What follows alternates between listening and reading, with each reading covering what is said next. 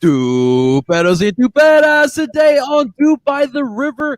It is kind of like a bye week where we're still going to talk about some Philadelphia Union, but we have a lot of international soccer on our plate as soccer fans. We're going to talk about Team USA. We're going to talk about Copa America. We're also going to talk about Euros, all here on Dupe by the River, so you do not want to go anywhere and miss this episode of Dupe by the River. And let's get this started, guys. Dale!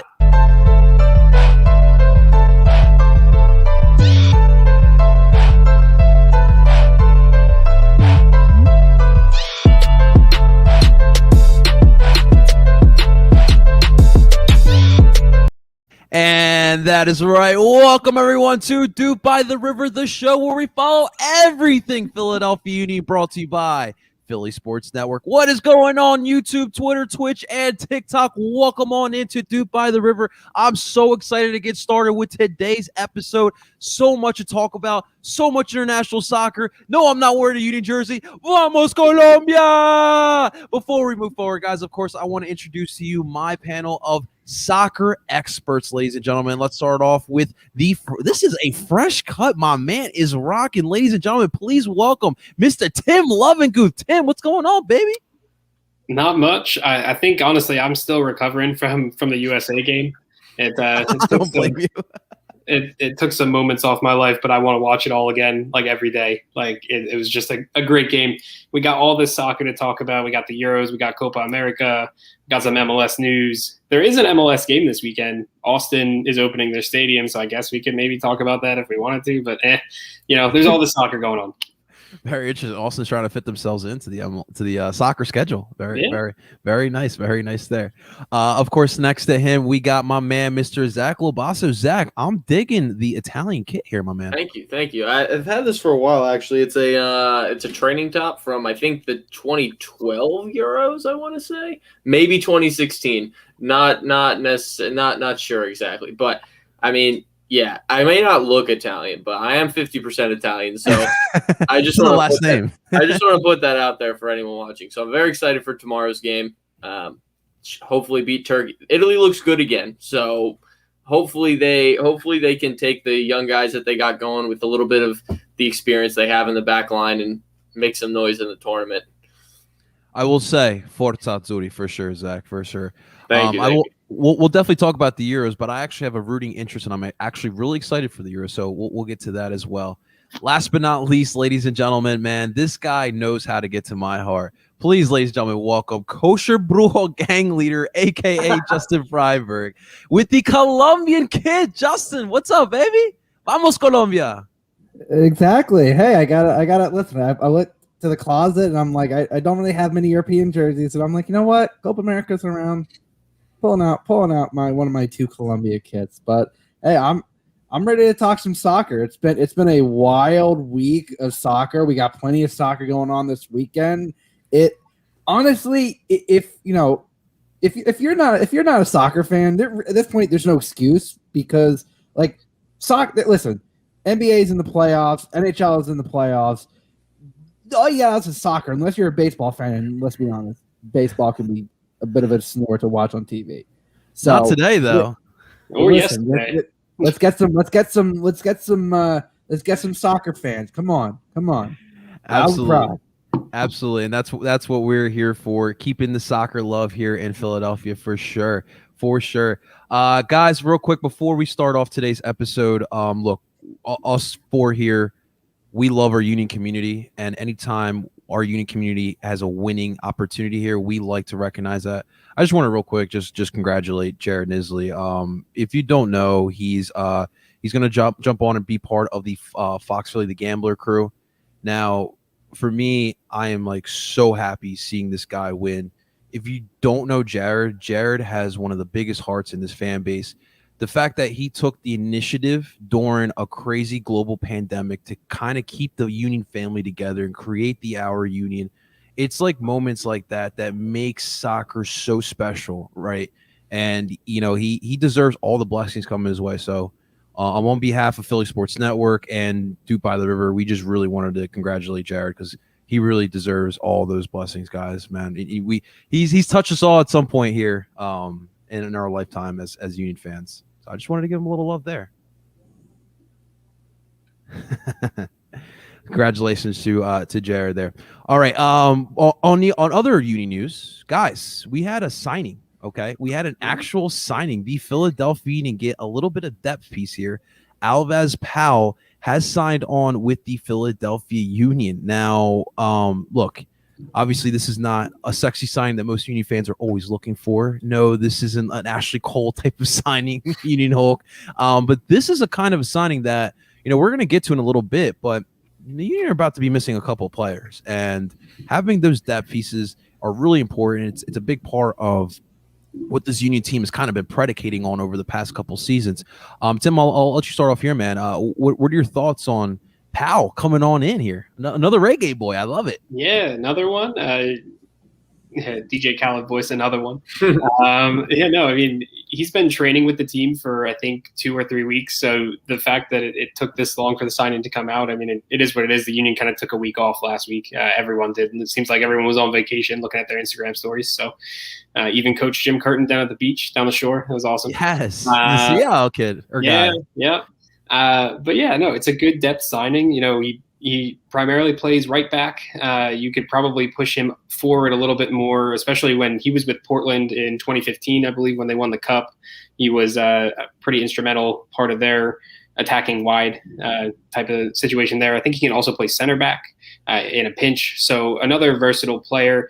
I think I also saw he's only 26, I want to say. He's a pretty young player to be a veteran. I believe they said he's an 8-year veteran, which that's crazy to me that, he's still that young of a player, but he'll be that veteran presence on the Union bench. And that's where we'll expect him to be, is that bench player behind Bizo. Unless Bizo gets, some more call-ups during the MLS season here, then we might see Powell. But it's clear that Harriel isn't ready yet, or else we probably would have seen him a little bit more. I don't even believe he got a cameo at all this season so far. So, yeah, a good depth signing. The only concern I have is, is he going to take Colin's spot on the bench? Because, then that's an issue. We can't piss off Courtney now. That can't happen. That happens, Yeah. Are you Ginnats? This is your Philadelphia Union podcast. And yes, with the international break, we will, in fact, talk about the U.S. men's national team. We are a 5 for 5. We're 5 for 5, except for Zach. We'll get to Zach a little later, but we are 5 for 5 lovers here. Zach, give it to me, man. What do you think of the Powell signing here? I mean, it's always good to bring in depth, like Tim said.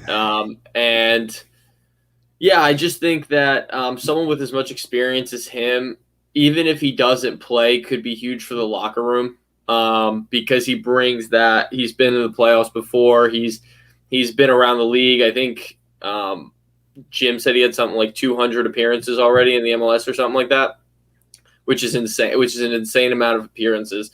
So if nothing else, probably a great locker room guy to help the young guys learn, like Harriel. Maybe he takes Harriel under his wing. A couple years down the line, he's starring the MLS.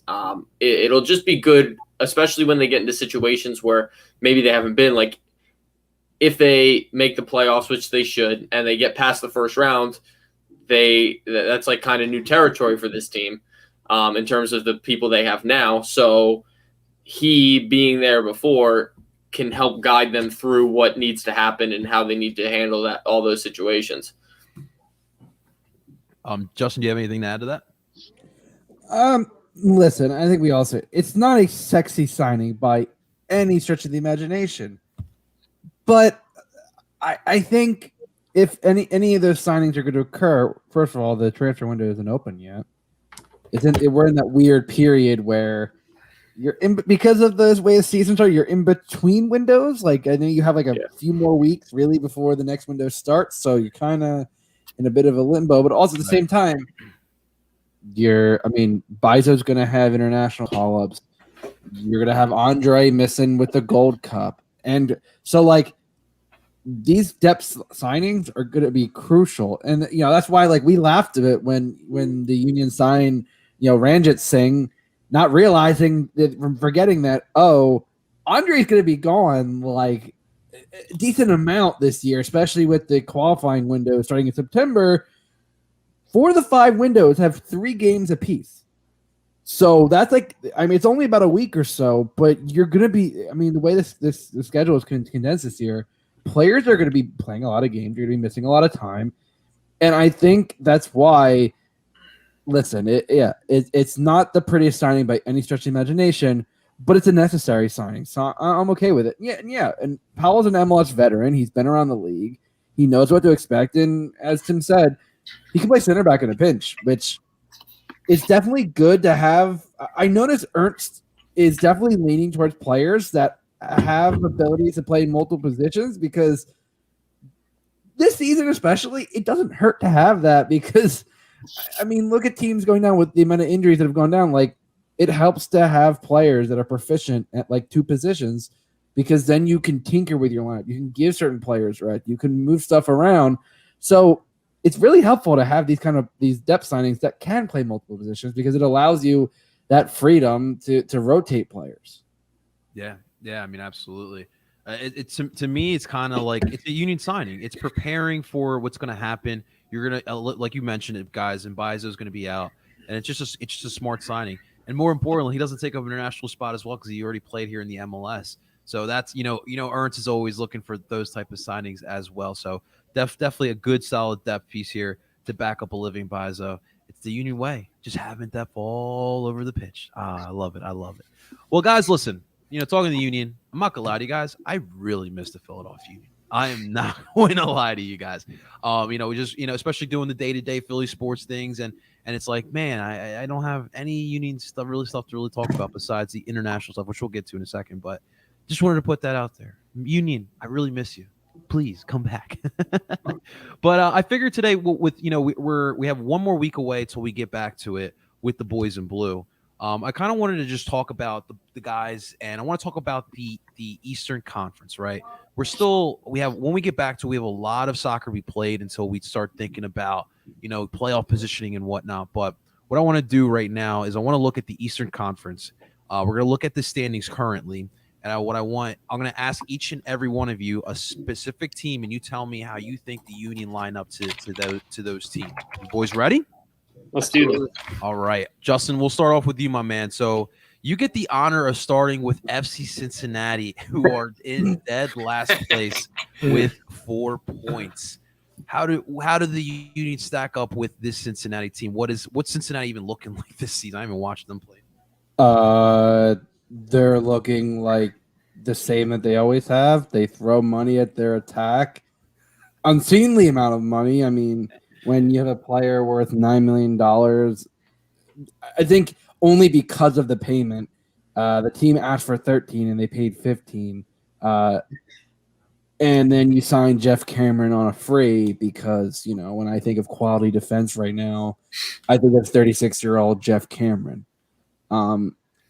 Listen, in most signings, a guy like Brenner and Luciano Acosta might be a good signings on a better team.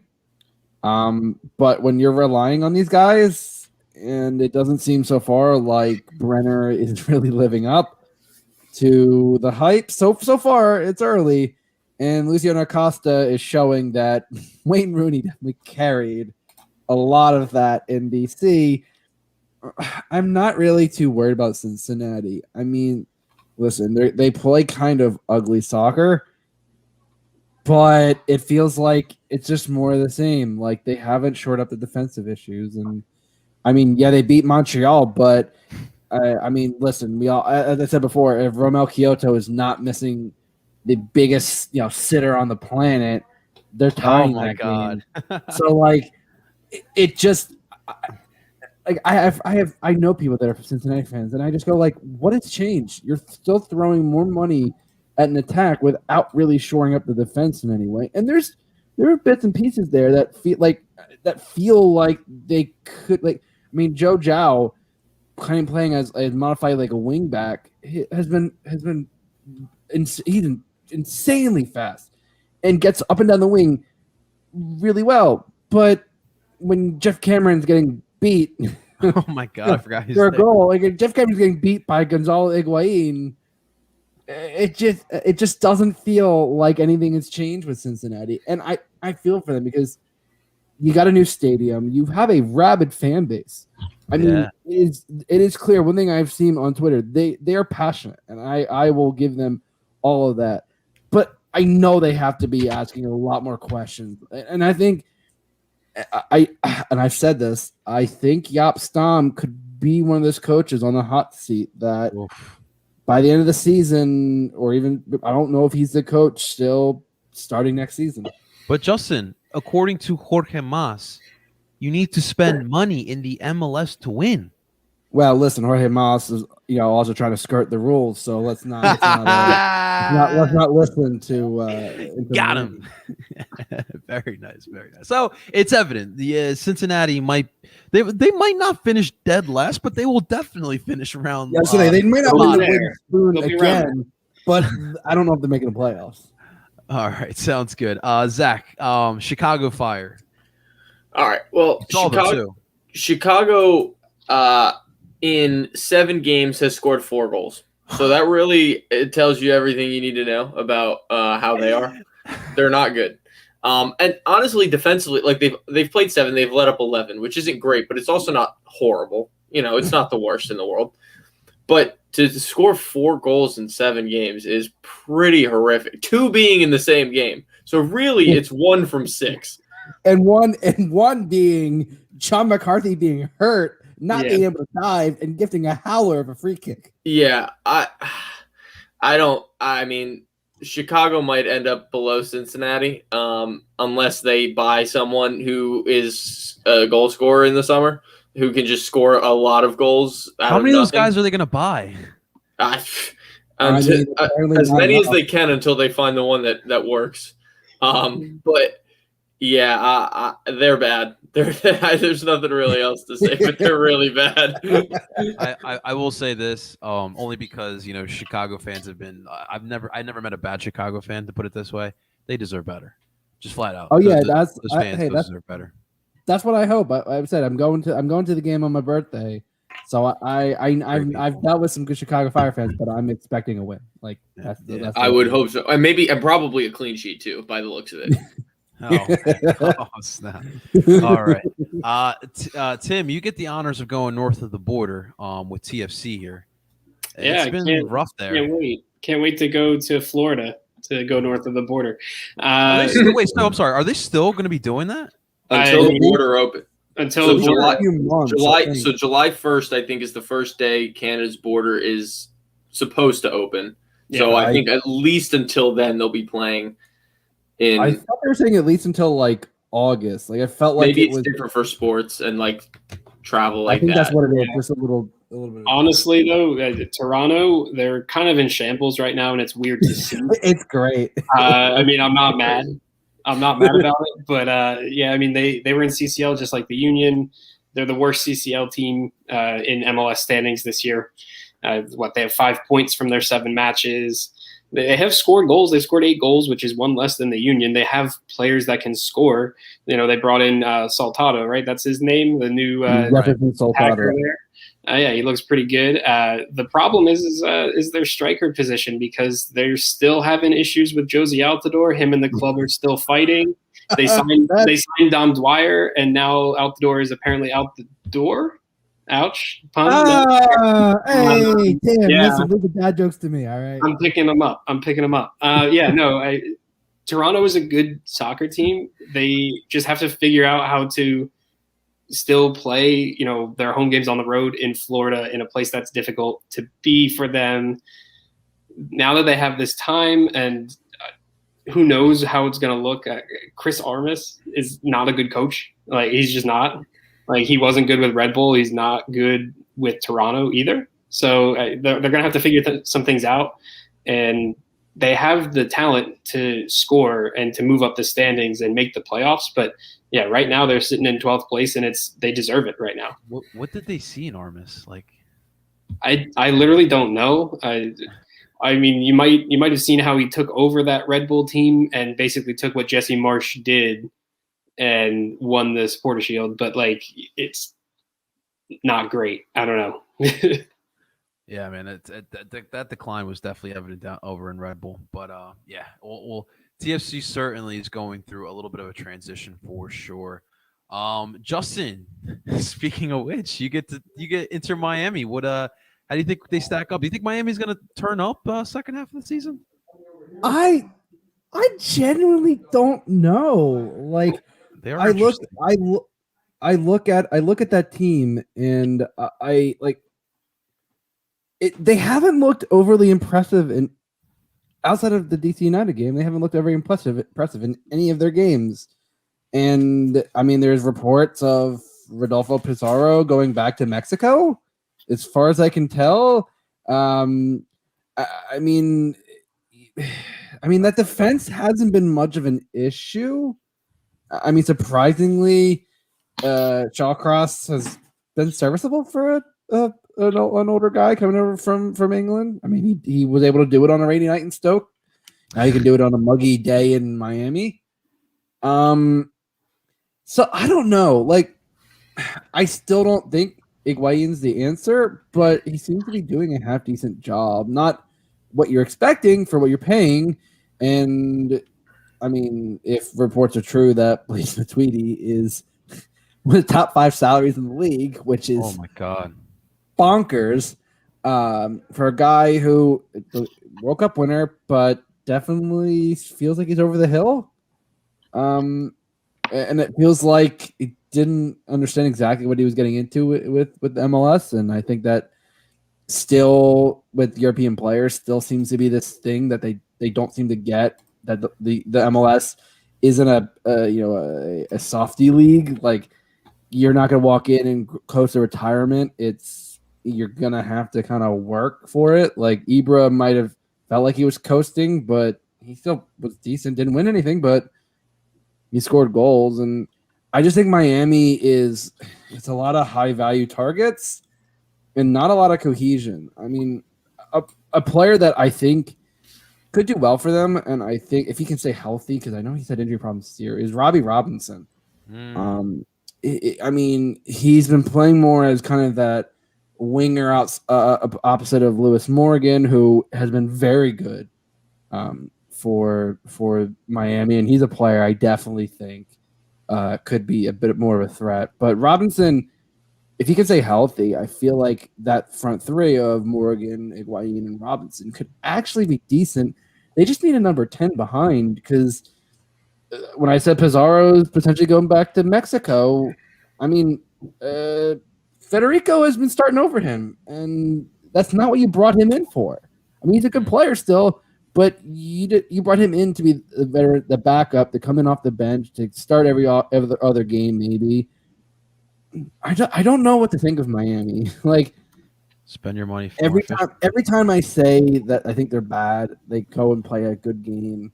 You know, for every LA Galaxy game, they have the DC United game. Yeah. So it's just so polar opposite. I don't know what to expect with them. So that's a tough call. It's just one of those teams that you're just like, I can't wrap my head around it. It just, you feel like they're bad, and then they play well, and then they're good, and they play bad. Certainly a long season for sure, and we'll see with Inter Miami. Obviously, I still remember that the first game at the home opener for us, but we'll see what they look like when we see them again. Surprisingly, Zach, in 10th place is DC United, that same team that put the spanking on them on Inter Miami before this break here. How do we stack up against this young upstart DC United, I guess we could say? So DC's like a weird one, because they're kind of like how Justin was just saying with Inter Miami. Like, they have a really good game, and then another game they just aren't good. And I mean, they're running this like 3-4-3 formation, which if you're not really used to it, I'm sure it's very difficult to adapt to. Because it is very different in terms of how it's played compared to the traditional like 4-3-3 or 4-4-2 or 4-2-3-1. And I think they're just going through some growing pains in the early part of this season. But I think as a roster as a whole, I think they're very underrated, especially because of like where they sit in the standings right now. But I think after the break and later on in the season, you could really see them like put it on and shoot up into a playoff spot at least, if not into like fifth or sixth place in the Eastern Conference. That would be really interesting. I do like I'm missing his name. I'm forgetting his name, but the DC United manager. He's very creative. Hernan Losada. Losada, that's what it was. Good call there, Justin. I'm really intrigued of his tactics, and we'll see how they look like. Isn't he? He's a Bielsa disciple. I heard very attack heavy. That's why that would make sense. He's not been known for defense, as far as I heard from. Well, they're running with the lineup that they're running out. It's not very defensive at all. So I mean, they're playing. Yeah, it's a weird one. It's definitely weird. I can't wait to see those guys again. All right. Well, Tim, I hate to do this to you, buddy, but you got to give us the Red Bull here. Pink cows. Johnny, that's it's New York pink cows. Let's be proper here. Red Bull's an interesting team right now because they look like they should be good at points. They have Caden Clark. It's the last year they're going to have Caden Clark. Aaron Long, they had him. He goes down with an injury against the Union, which we saw. Union got that 1-0 win. The Union should be able to beat this team all year. I would say Red Bull is good for some goals, but they play the same style as Philly. So when they go head to head, Philly is better at the style of play. So they should be able to run right over them. Red Bull have scored 10 goals. They've given up 10 goals. They don't really know what they're doing with their striker situation. They had a bunch of people, they had their sort of homegrown people that came up after Bradley Wright Phillips. They just sold, who was it? Was it Brian White? Yeah. To Vancouver, right? And we sold him to Vancouver for $400,000 in allocation money. So maybe they'll get something with that. Maybe they'll extend some of the loans. I think they were trying to do that. They brought in some strikers on loan. It's kind of a mess. And it's been a mess since Jesse Marsh left. So I'm fine with that. As someone who primarily supports Philadelphia, I don't really want to see Red Bull do well. Right now, they're in 9th place on 9 points from 7 games. Not the best, and I'll take it. 34-point average based on the. There you go. Well, I will say it is good to see Red Bull behind us for sure. Sure. Crazy Reese, not much, man. We're just talking Union right now. We're going to get to some international play in a little bit. But, yeah, we're just talking about the Union in the Eastern Conference. We're just trying to see where the Union stack up here in the Eastern Conference. Also, it's nice to see Caden Clark having a pretty decent season for U.S. national team purposes. Yes. As like a young guy who is a number 10, and he's just playing very well, which is good to see. He's playing out of his mind, and I made sure to tell him when he was in Chester that Brendan Aronson is, in fact, coming to Leipzig and that he's going to start over him. So Caden knows, just in case anyone. Crazy Reese, I promise you we all have that game on right now. Oh, yeah. No, I already said to Tim in our Justin just sent it in the private chat. He's like, and I put it on too. The game starts in a few minutes. Yeah, I was like, we're all watching it. Don't you dare worry, Craze. Don't you dare worry here. All right, Justin. Oof. So you get the honors of doing Atlanta United. Now I must warn you. Nice. Do we speak that name? Do we speak that name here? The city of Atlanta really does not like Philadelphia. Oh no, they don't. And I don't care. That's what I don't care. I don't care. Well, tell us about Atlanta United and how we stack up with those boys, even though we already saw them plenty. I think we stack up pretty well. I mean, don't get me wrong. I think Sosa as that defensive mid / center back has been playing pretty well. I know they have some younger player. They got Ibada as a kind of a right back / right winger. Unfortunately, Emerson Heineman just went down with a torn ACL, out for the rest of the season. You never wish injury on anybody. So best recovery, and hope to see you back next season. But right now, I'll say this team's too reliant on Joseph Martinez, and he's not full form yet. I don't know. It may still take him a bit, and I know he's with Venezuela for the Copa America, so he's not going to be there for the next game against the Union. I just don't think Atlanta listen, I don't. As I said, I don't have issues with teams. I have issues with fans, and from everything that Atlanta fans have come to me, is this: we don't respect you, we don't like you, and it's because, I mean, ever since 2019, we've gotten the better of them, and They hate us because they ain't us. like honestly, Absolutely. I don't care either way, but like at some point, it's just like, you know what? Your team is not where you thought it would be. You have a new manager, and it feels like he's getting that flair back, but the results are just not there. Like it just feels like they're not at the level that they feel they should be. And I think it's Atlanta crashing down to reality. I mean, you look at no team. Okay, they won the title the second year, but no team really should be that consistently good. And you're gonna have bad moments. And you know what?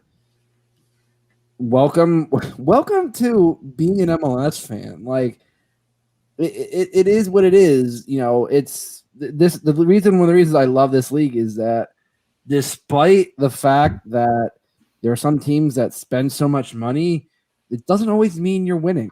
And I will say Cincinnati is the prime example of that. Exactly. There are teams that just because you spend money does not mean you're going to be playing better. And listen, I think Atlanta will make the playoffs. Don't get me wrong.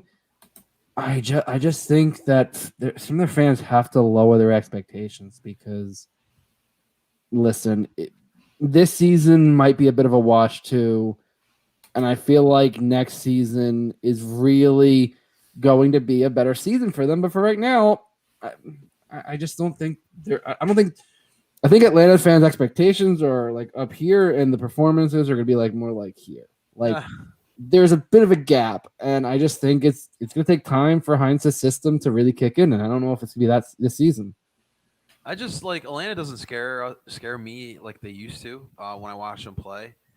Still kind of a tough team, but they just don't scare. Like they don't have that threat of scoring at any point of the game. So I agree with you. So we'll see how they look going down. Maybe they do get hot. Maybe we'll see. But we will see them the first game back from returning back from break here. Zach, give us Nashville SC. Surprising team this year, man. Yes, so Nashville's super interesting. I'm looking at their games, and they have 4 clean sheets out of 7, which is phenomenal. But the other 3 games, they've conceded 2 goals and tied 2-2. So they're defensively very stingy. And also they're a very resilient team as getting draws when they're conceding. Like in their game against Montreal, they were losing 2-0, came back 2-2, tied it up in the 77th. Against Atlanta, same thing. They were losing 2-0, came back, scored 2 goals, one in the 80th, one in the 83rd. And against Cincy, which is a little surprising, they were also losing 2-0 and came back. So they're very good at staying in games. And when they do concede those, I guess you can't really say early goals, but when they concede first, they don't shut down. They get, I would say, even like more energized and like, all right, guys, we got to pick it up. So playing them is going to be tough, like, because if we score first, it's not over, which is usually not the case for us because we're very defensively good. But against Nashville, it's going to be a little bit more of a tricky challenge. And I'm trying to see who their leading goal scorer. I would assume it's Mukhtar, especially in these. Isn't that Cadiz or it might be. I just saw Mukhtar has like at least 4 goals. But yeah, either way, yeah, they're going to be a tough team to play against for sure. Absolutely. Yeah, you're right. Mukhtar with 3, Leal with Leal and Cadiz with 2. So I was. You're close. We had Close. we had the top 3. Yeah, yeah. So we will get our first crack at Nashville. It's the first time we ever played against Nashville on the most. July 3rd. Oh, I thought it They was moved 4th. they moved it up. I think it was supposed to be the 5th. They moved it up Okay. Yeah. a couple of days. I forget why. They started moving around a bunch of games. So Well, I will say a 4th of July weekend in Nashville sounds kind of fun if you ask me. So that will be the first crack at Nashville SC. Tim, you get the this one's a tough one. Then I'm curious what you're gonna say. Columbus Crew. Yeah, Columbus us, man. Crew. Columbus Crew SC. Hey. They are a tough team. The Union never play them well in Columbus. Now I know they will be the next game in Columbus will be in a new building, so maybe they'll have some better luck in that building. Right. But it always seems as though when these two teams play, it's 0-0 or it's a 1-0 win for either side. Whoever gets that lucky goal, if it's off a deflection or a set piece, something like that, it usually seems to stem from those types of instances. Columbus is a good team. Another team that was in CCL. Obviously, they didn't get past the quarterfinal there, but they're in 6th place on 11 points. The main issue right now is goal scoring, and it's a little surprising because Giassi Zardes has actually been a very good goal scorer for them over the last few years, and this year he hasn't done much for them. And they miss Kevin Molino, I believe, a lot. Was he on their team? No, Kevin Molino isn't there yet. I don't think he's played. He hasn't at played all. yet. I'm sorry. That's it. He's been injured. That's what I meant to say. He is coming off that injury, though. There have been reports that he will be able to play here in this, after the break at some point. They were hoping for it to be right before the break, and it didn't happen. So, yeah, they brought him in to be a difference maker, a goal scorer or a creator out wide. It hasn't really happened. Obviously, they haven't had him. They've looked incomplete in front of goal, which is why they haven't really been able to move up the standings. They are a good team. Lucas Zelarayan, obviously, is a talent at that 10 spot for them. I believe he has 3 free kick goals this year already or something like that. Yep. Hopefully, Gazdak can be the next. We'll see. We'll see how that goes. But yeah, it's going to be. They're always tough games against Columbus. It's just one of those teams where the Union struggle. If they find a way to win, it'll be a very close game throughout, and then they eke out the win. Do we get Do we get to go out to that new stadium, or are we done? So. I don't think so. I think because we played them already away, we get them at home. But So- hey, Tim, they do have the second best striker to play in CONCACAF Champions League. Oh yeah, Right. not Kasper Schmolka. No, Columbus comes to Philly 2 times this the rest of the season, so they'll be. Wow, so it's not like last year where we went to them. and Yep. they never. It came is here. the opposite this year. Absolutely. Crazy Reese. I think when we get back to it, you might see some sort of Finlay starting. Especially Glesnes. Is he playing to do in Norway? I the Euros? I'm sorry? don't think Maybe so. maybe qualifiers though later Yeah. on. Okay. Yeah. Okay. Listen, right now, Glesnes and Elliott got something special going on, and you don't want to mess up with that chemistry. But I do believe that we'll see Finlay. It's maybe even coming in as a sub, but I know you want to see Finlay crazy. You've been mentioning that, but it's just tough to break up center back chemistry, man. I mean, maybe with Brujo being gone for Copa America, they move Elliott in the 6 for a couple games and bring Finley on too. Could be a definite possibility. Yeah, I mean, Flack's going to Gold Cup too, man. That's Maybe. definitely not a bad option. Let's get back to it. Justin, give us Club de Foot in Montreal. They're not. First of all, it's Club de butt because that logo is ass, and it also is an ass. But no. So when Thierry Henry left before the season started, no one knew exactly what to make of Montreal, and I mean they got Jordi Mihalovic, who's still very young and still coming off an injury, but still a good attacking player. Mason Toy, I mean, I've been waiting for him to kind of really start to break out, and it Right. feels like he's there. Like he's starting to get. I mean, although I think he's gone back to the bench again. One could say he's making an impact. Oh god. Tim. Hey, I've you're been cutting- trying you're to cutting figure mic out thing, where to Tim. plug that in. We're gonna have Yes. some words, Tim, after the show. There it is. You That's two stepping for on me. my toes. That's- Stepping on my Oh, toes. That's God. two. That's Episode's two. trailer right there. Jeez. Heather liked that one. Oh Well, god. I mean, when Kyoto, can't hit the ball, with his own foot. Aha, there's mine. You got him.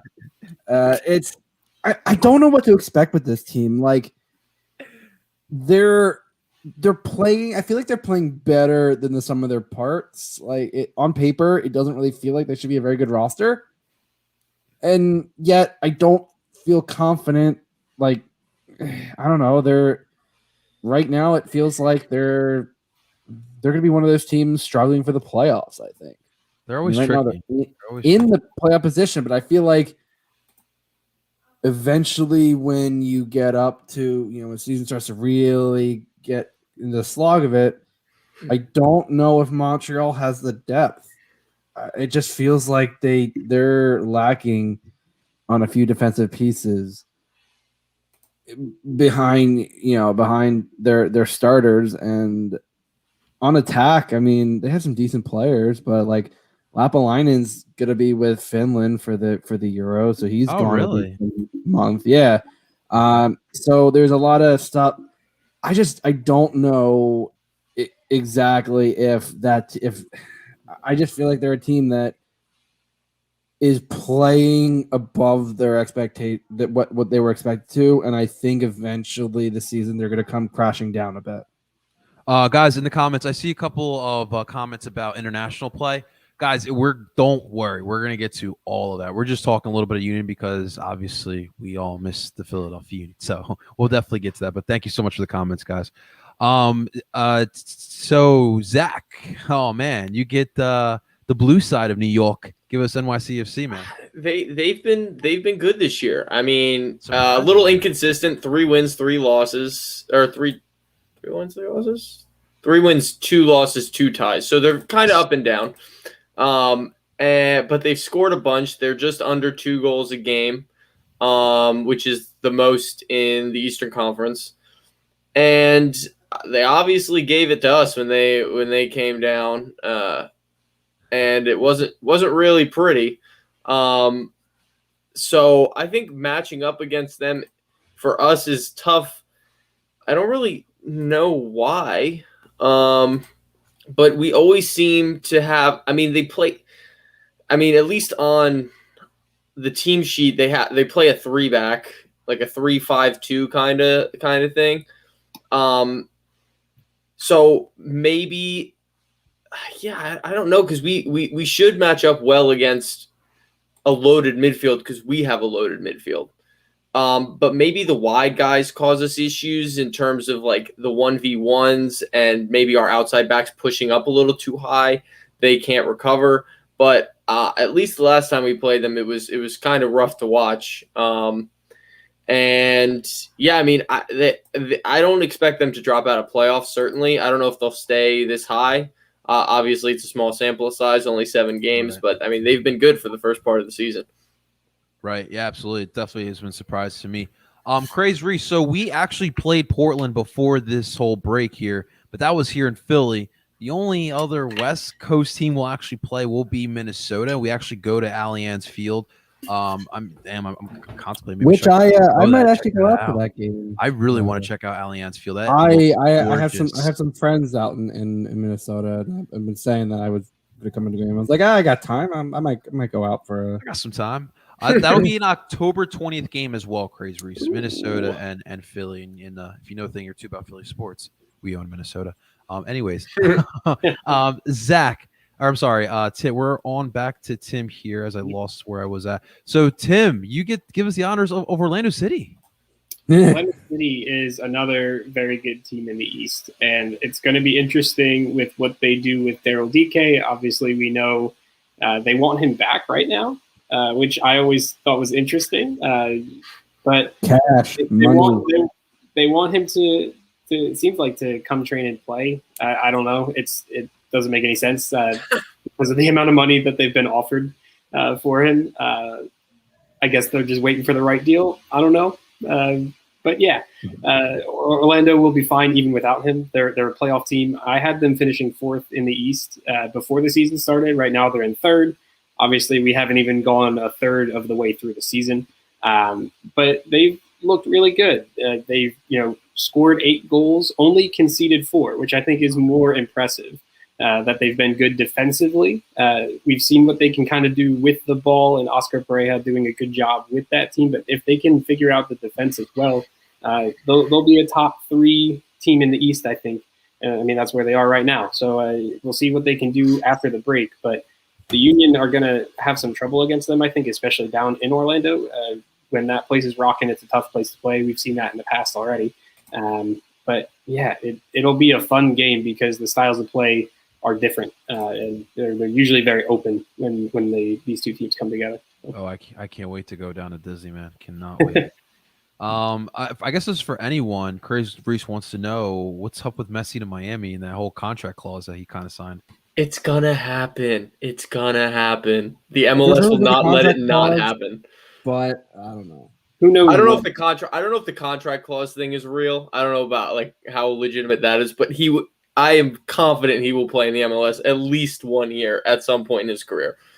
Would this be the biggest MLS signing? Oh, bigger than it'll Beckham? be the biggest MLS signing ever. Like that, no one even after him will come close to that. Yeah, I think Beckham was the initial benchmark, and I think Messi would surpass that. Yeah. I mean, dude, I would be all eyes on Miami. Who knows if it's actually going to be Miami or if it's going to be another team that has too much money and can bend the rules, because that's how. Wait, the Union? Tim, don't say that about Galaxy. I don't have to. Other people have. AK Gaming, correct. He does have a house in Miami. He does have a house in Miami. And he made that video to David Beckham. And it just feels very Miami is where he's going to end up. Yeah. I mean, you think Sugarman's going to pull out that money? Nope. Oh, could you imagine? I don't. I couldn't buy a jersey fast. Like, I would be at the store. It takes me about an hour to get this. I would be there an hour after they announce it. They signed. Zach would be running from his house. He would run down to the stadium. I would, I wouldn't even get in my car. I would sprint and break through the doors to get a Messi Union jersey. You know how many like those quote unquote 4-for-4 Philly sports fans would be in line buying a Union jersey? Oh, you know damn well they'd be in line.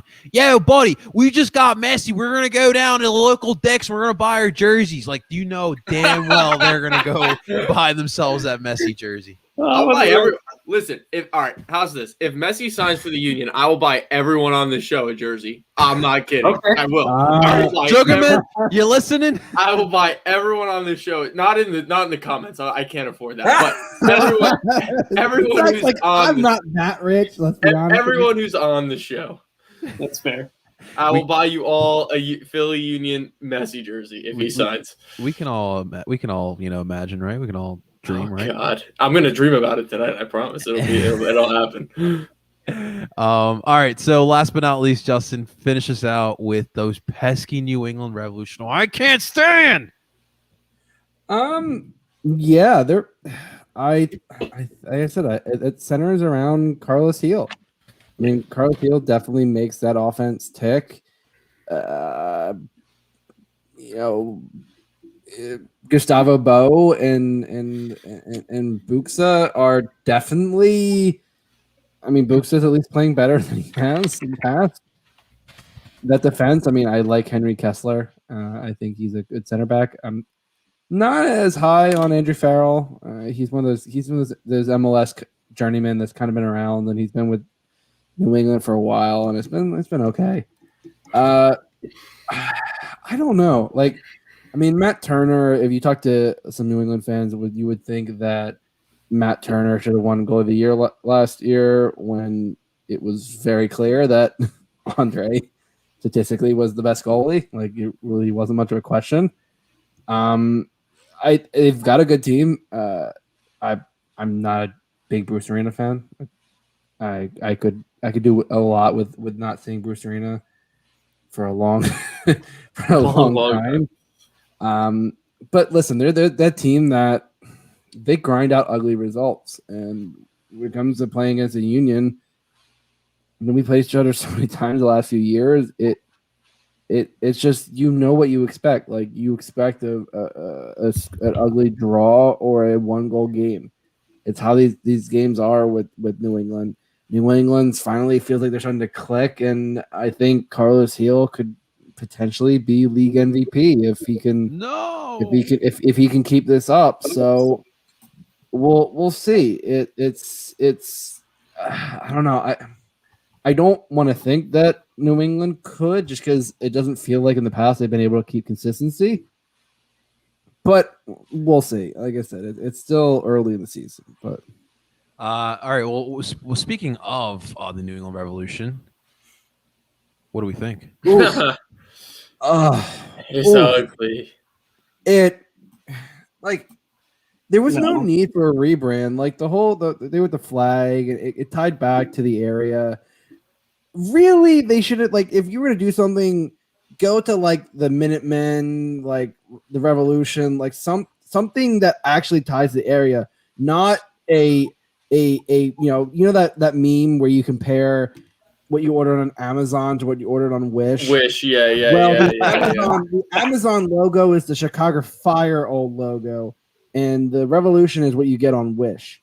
Like, it's not the worst rebrand, but it's really not the best. It's unnecessary, is what it is. Don't get me wrong. I like the 1996. Like I like keeping it to its roots, but it's not a necessary rebrand. Like, what is it with everyone and rebranding? It just, if it ain't broke, don't fix it. And listen, on the list of things that Revolution fans wanted, I don't think a logo rebrand was high on the list. I think they would rather have a soccer-specific stadium closer to Boston than they would rather have than this logo. From my understanding, too, Boston has got a big soccer culture, too, for them not to take advantage of that. So it's definitely interesting. But Zach or Tim, did you guys have anything to say on the? No, nothing. Justin didn't say. I mean, not a great rebrand. It looks like a pirate hat to me, like the bottom of a pirate hat. The middle part of it reminded me a little bit of like a rose, like you would see in a Portland logo, like, and then the Chicago Fire. Yeah, it took me to those two teams, and the R kind of looks like they're trying to play on like some of the Red Sox logo type of thing. Yeah, that's true too. It doesn't do it for me. That's for sure. So I will say with these rebrands, I think the real reason why I don't care for these rebrands is a lot of these rebrands and these new logos lack character. Yeah. Like when I think of like the MLS, especially when it began, and especially a lot of these expansion teams, these logos, the look, everything about it had character, had grit to it. And the MLS is starting to shy away with it. I mean, like we look at Columbus, that logo looks like a esports team. Like, no disrespect to esports either, but this is our league, and we don't want this for our league. There's a reason why we all four of us fell in love with the MLS, and this ain't it. This ain't it, Chief. Donnie, are you starting to do the old man get off my lawn? Dude, I'm starting to do that. I'm not even kidding. I've been going crazy with these Sixers fans, always looking at Ben Simmons stats instead of watching the game. I'm literally turning into a boomer. It's unfortunate, guys. Yeah. Okay. And it's funny too. So like, obviously the last two Serie A rebrands were kind of meh. Like Inter Milan was. I don't know. And Juve was okay. I didn't hate it. It wasn't terrible, but it wasn't necessary. It is what it is, yeah. But then you go to the Man City's rebrand, like even though the Griffin is obviously was such like a big part of their thing, the boat was an even bigger part, and people didn't even realize that. But their logo still is like so intricate and interesting, and MLS like I feel like they're just trying to even though that's like a classic logo, it looks modern in a classic way as opposed to just like something that's a classic logo. And I think that's the main issue with what Columbus is just the worst logo I've ever seen in my life. Like it you know what it reminds me of? Like the little champion C that you see on like the old gym shorts. The old gym shorts they used to, like that's what that reminds me popular of. now. Champion's a fantastic brand. I love it. But yeah, I don't really get who they're hiring to do it, but they need to find new people to do it because they're not doing it the right way. Well, to that point, Zach, our good friend of the podcast, Heather, brings up a really good point because fans aren't having any input. It's a bunch of marketing people who may not even be fans. And this is very important as well. When you're talking about a young league like the MLS, it is super important to input those fans because we don't have history. So I mean, it's very clear that you look at the Columbus rebrand and everything that's come out. 100%. It's the team went. The fans knew about it.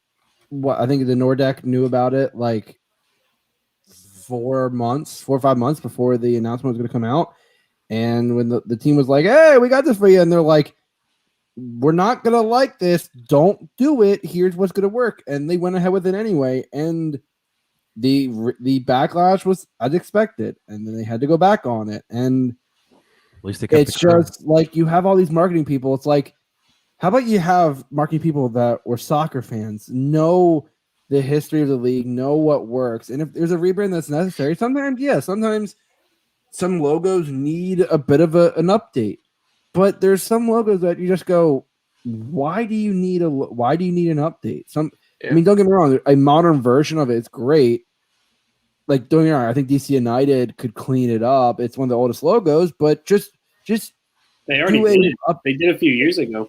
I was gonna say, just you have an updated version. It's simple, it's clean, but it's the same logo. Like, it doesn't take away from what the eagle. Like, that's the DC United. That's the eagle. That's what you expect.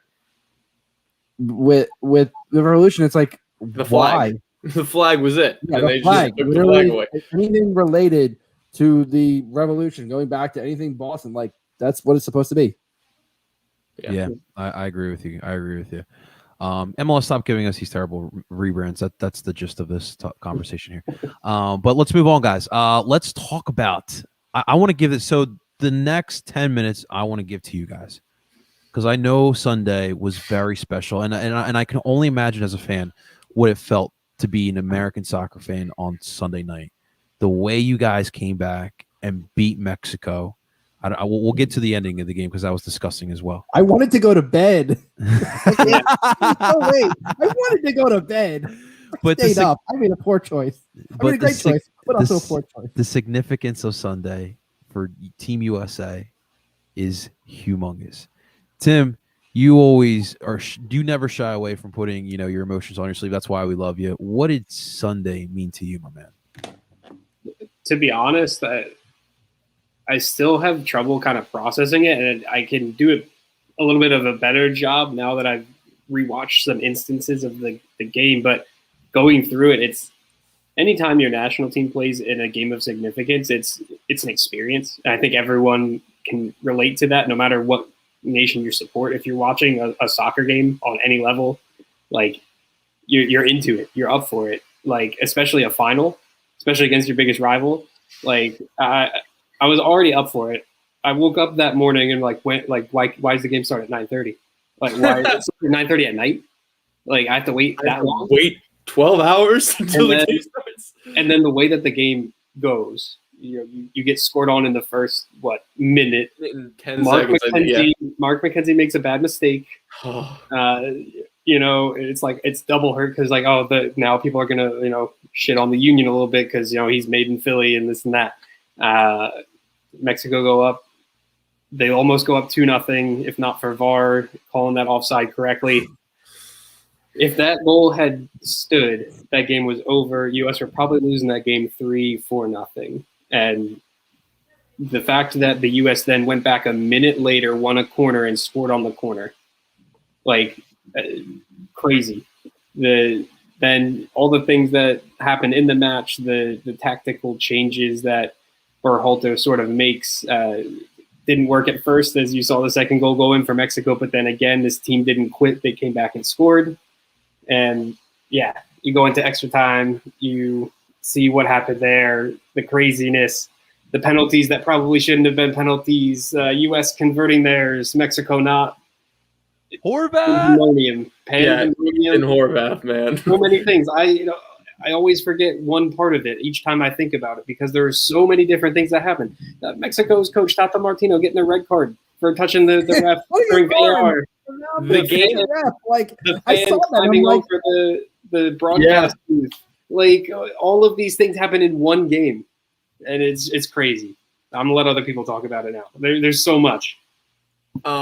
So real quick before I get to the game itself, going back to Tim's comment about the person going over the railing.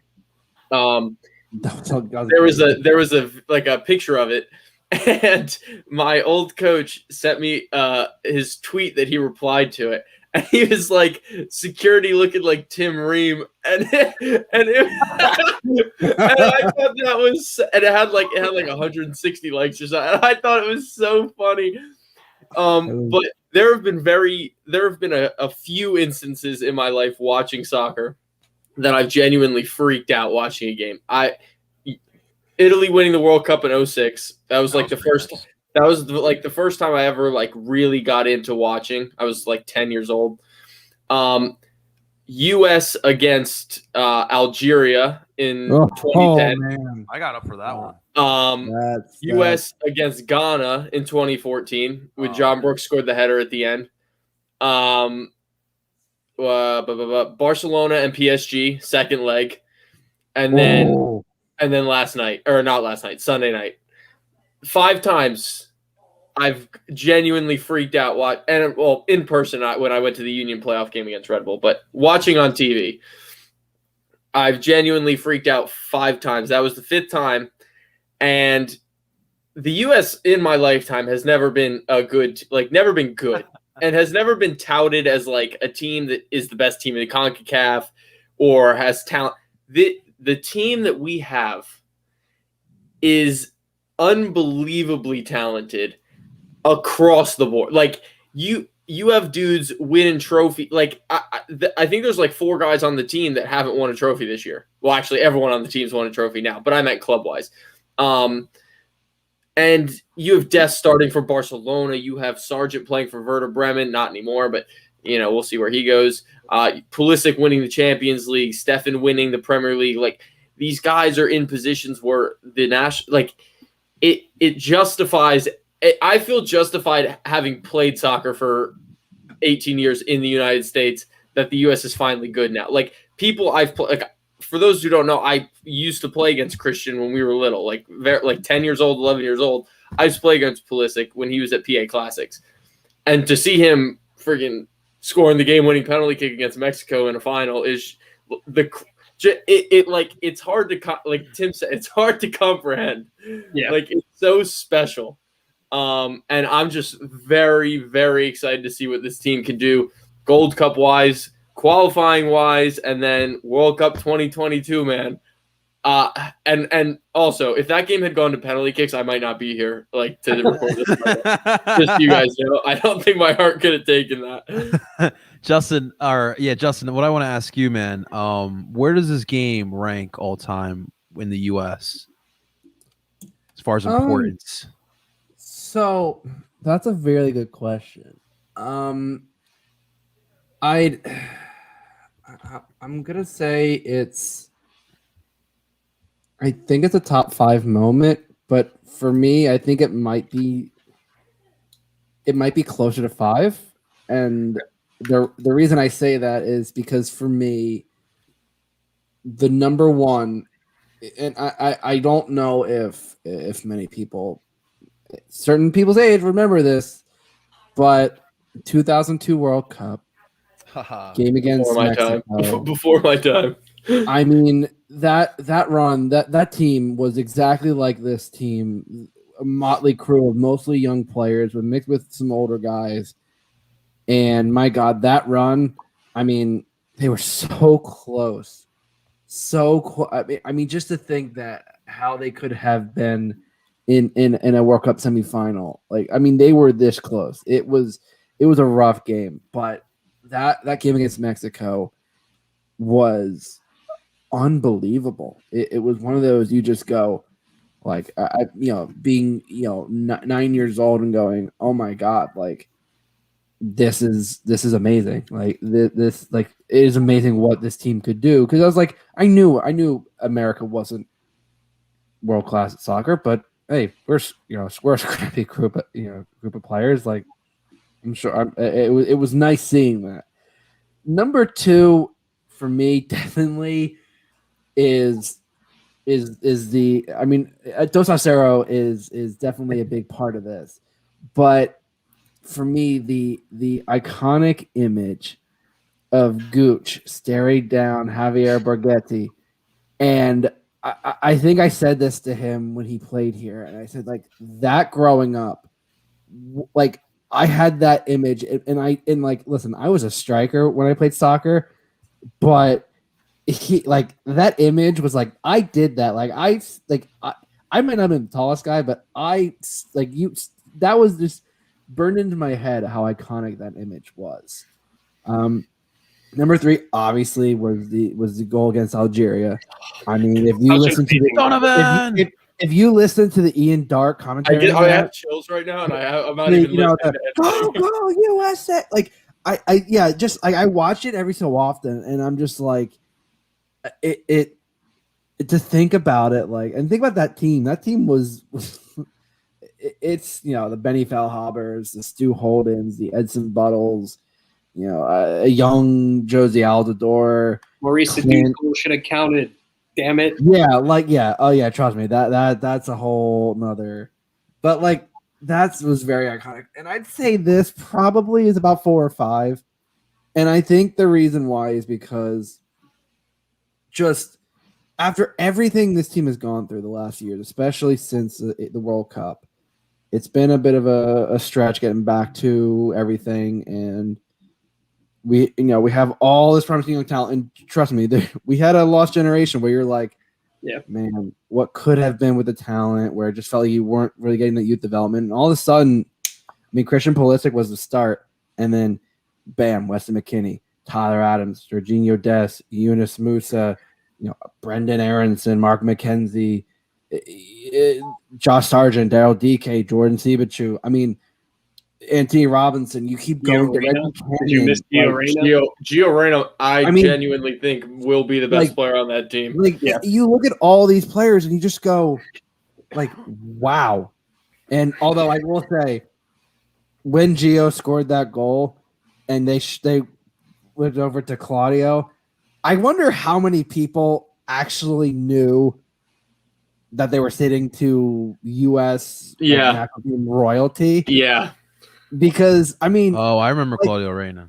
Like, I feel for people, like, I would definitely say, like Tim and I's age, like, it'd be like, we would, if we saw him, we'd be like, oh, yeah, like, I know who that is. Like, and then you get probably to Zach, I'm sure guys your age might be like, oh, that's Gio's dad. And it's like, well, see, now I definitely know Claudio Reyna just because I remember in the FIFA 06 game I would play with the US and he was on the team. So I definitely know who he is. True. Yeah, I remember that. By the way, probably the best FIFA game ever made was World Cup 2006. I remember. Unbelievable game. But yeah, I know Claudio Reyna because of that. Like I said, little before my time. I did watch that World Cup. They got knocked out in the group stage. But yeah, that was Germany. That was an ugly. Yeah. But I do remember that World Cup pretty vividly. Yeah, Claudio had a good game against Colombia in that '94 World Cup, if I'm not mistaken. Yeah, that like, I just think back of like all the players, all the iconic. I mean, listen, if you didn't enjoy Gooch and Clint dunking on Charlie, about a lot of things. Yeah, like Clint's the best. Clint's the best pundit I've ever heard in my life. He legitimately they probably pulled him from fishing. I mean, I think he's been basically off the radar since he retired, and I think he was probably fishing somewhere in either Texas or North Carolina. I forget where he retired to, but it's like the man. First of all, that suit jacket was something. And the sunglasses. The Men in Blazers gave that jacket to him. And he just he looked at like the way he was, it just like he just didn't care. But meant for great TV. Oh and yeah. I will say, and I said this to everyone, Gooch with a full head of hair is a bit of a culture shock because I know back in the mid 2000s he had hair, and then for a while he shaved his head, and I mean he shaved his head, and the man had a full curly head of hair. It was a nice head of hair, but I looked at him just like I looked at my dad. I'm like, but Gooch has hair. I'm like, Gooch has hair. I'm like, it's gonna take me a bit to process this. Gooch has hair. Like, I can't be seeing this, right? PJ, we have no explanation for why that's the only match this week. I know why. It's because Austin is opening their stadium and no one else is playing. That's literally the only reason. They get all the attention because they're opening a stadium and they're the new team. It's definitely weird. It's definitely weird. But then on to your USA point, guys. So obviously Sunday was super emotional. You know, it's something you guys will never forget. But then yesterday, you get a friendly against Costa Rica, and we have 2 Union players starting. And then, of course, I wish we could show it, but Brandon Aronson has this goal that I am literally just visioning right now in my head. It was absolutely beautiful, and of course, the Union tweeted it out, and they added El Sino into the tweet. And they were like, Sino, what did you teach him? with that, first off, like I think I said to him, I'm like, Brendan, those guys had families. Like he crossed over. I'm sure El Sino taught him those because he crossed everyone over. And you look at it, if DK doesn't touch that because it looked like it was a bit of a surprise, Yunus Musa has to stretch for that, and it goes just wide. And I feel like if Musa isn't as surprised by that, I feel like if it ricocheted a little better, he probably would have tapped that home. But Brendan, I mean, like Taylor Twellman brought up an interesting point that it's not that Brendan isn't good enough to start. It's just that his impact off the bench is so huge. And he goes, you can make a national team career out of being a bench player. He goes, that's not a bad thing. He goes, but right now, you have so many options. He goes, Brendan is definitely in that tier that he could be on the team given given the 2022 World Cup. But I'm okay with him coming off the bench because it shows that he's at least there. Like him getting there is the thing, and it's so proud to say, like when John Champion goes, Brendan Aronson from Medford, New Jersey, and I'm like, yeah, he is. Like, Justin's like, I live there. Yes. Yeah, I'm like, I live there, man. Well, at least for another week. I live there. But it was just so proud to see someone from our neck of the woods playing on a meaningful. That was his 3rd career international goal. That is wild. In what, 7 games, 7 appearances? He's got 3 and 7, which is insane. It is an insane phase, but like, it's just because he gets out there and he does his thing. Like he just creates problems. He creates havoc. And that's all you can ask for. Yeah, I think it's the same thing with Pulisic for Chelsea. Like he off the bench, he's so like when a defense sees players like Christian coming off the bench or Daryl DK or Brendan Aronson and they have tired legs, they're like, this is a long day. Like, this is a long day. Like, I don't want to have to deal with Daryl DK and his giant, freakish, athletic. Oh my God! Nose for goal. Naturally athletic. It is. He's a guy that big should not be that quick. Yeah, yeah, and then you have Brendan, who's quick and decisive and unpredictable, and you're just like, why? I just played 75 minutes. I don't have to deal with these guys. Yeah. Like it's and I think Christian's the same way for Chelsea. Like I think he's clearly good enough to start, but they don't have anyone else like him off the bench to make an impact like that. It's just cool too. Like you see like the pictures of Brendan standing next to Gio, and they're like talking it up. And it's like, this dude last year was just playing with the Uni. Now he's talking in Chester. He was just in Chester, like chilling. It's so surreal. It is so surreal. Real quick, shout to PJ who was talking about the game of Austin and SKC being in SKC. It actually is. So I was wrong on that. I don't know why they're giving that to SKC. That makes zero sense to me. So even I wasn't weirder. sure because our friend of the pod, Christian Polanco, is supposed to be, I think, going to that game. Okay. Wow, that's a good one to go to. Shouts to PJ for correcting me there. But Yeah. I on got a us. on a slightly more serious note, I know it's something that we try to we skirt around the issue with soccer, but can I just say that I'm disappointed in both U.S. soccer fans and Mexico fans. I'll start with the Mexican fans. We all know the chant. It happened again. CONCACAF has this 3-step procedure, and they stopped the game, and the players were begging the fans to stop. I think it should be one warning and then done. I don't think 3 steps. It is clear that some fans cared about that, and I think the fans at the games throwing shit, whether it was either side, I think that's despicable and it was ridiculous. But also to the U.S. fans, for those who racially abused Mark McKenzie, he like what the fuck? And I'm just gonna say that what the fuck. Listen, players make mistakes. It happened. He learned from it.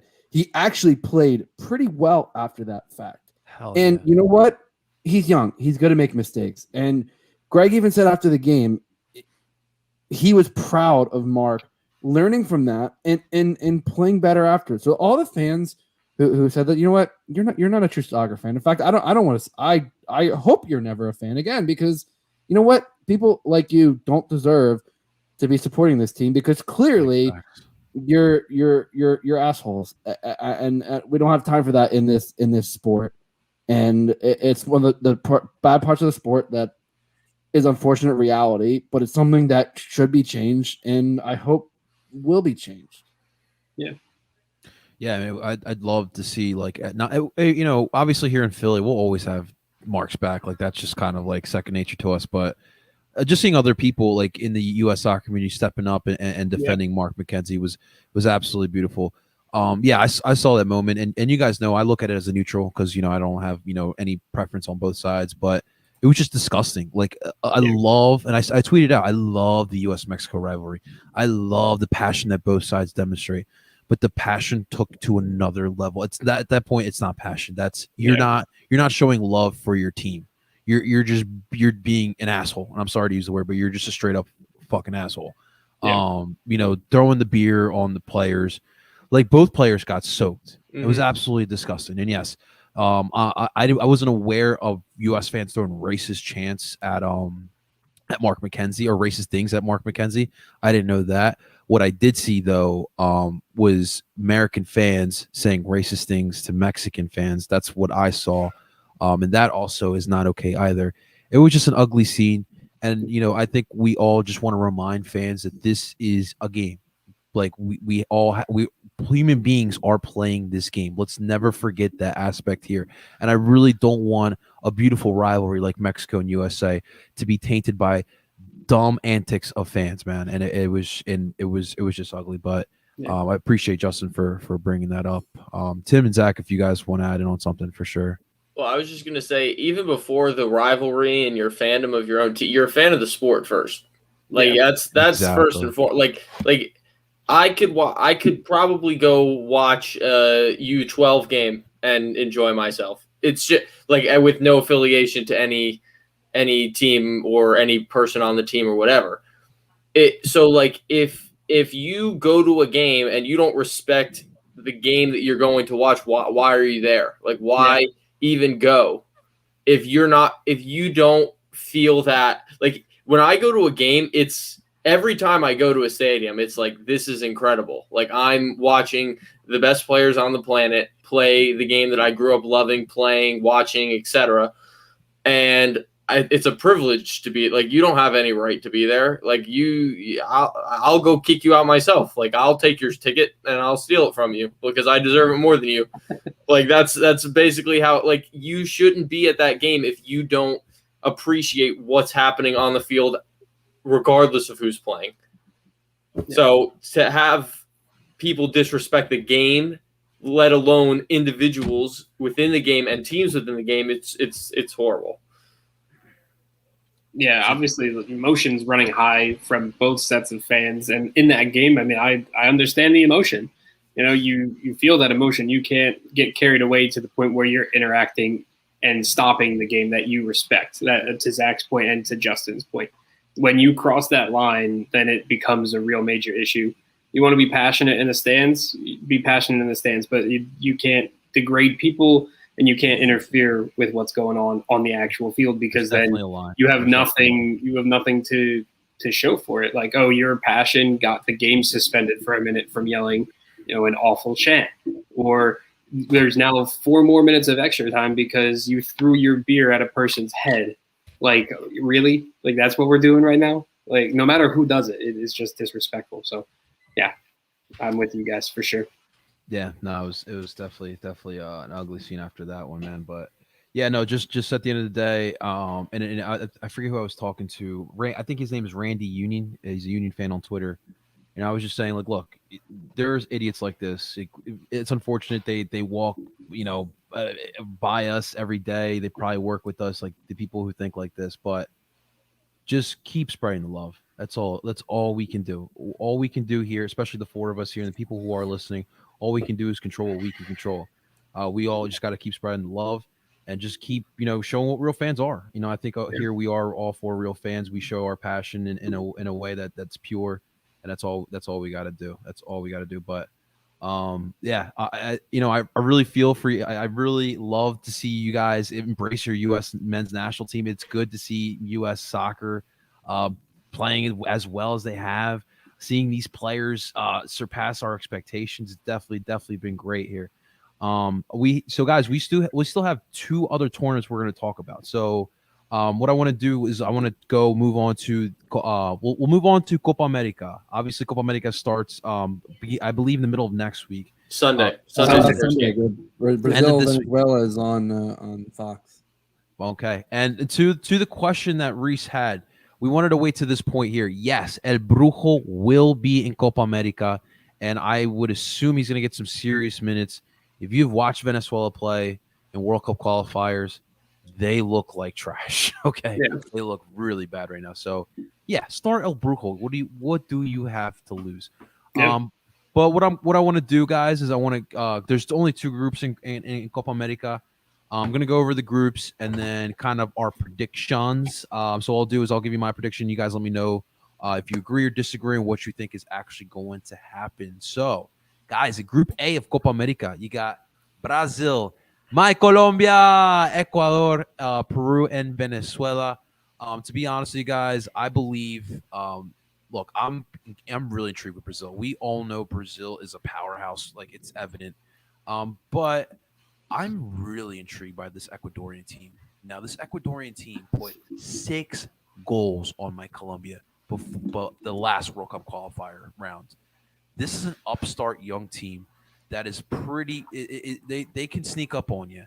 I think that in this group, I've got Brazil, Ecuador, Colombia, and then it's a toss-up between Peru and Venezuela. It's going to be like the Jags and the Jets in the last NFL season, my honest opinion. Yeah, I was going to say Peru's the only team for me that I don't feel like they have a lot up front, and I feel like Venezuela, that's like the one thing that they have going for them.